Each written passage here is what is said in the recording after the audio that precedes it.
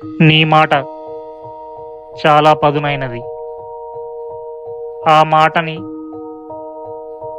అవసరమైన చోట వాడితే నీ బంధాలకి ఆయుష్మాన్ భవ.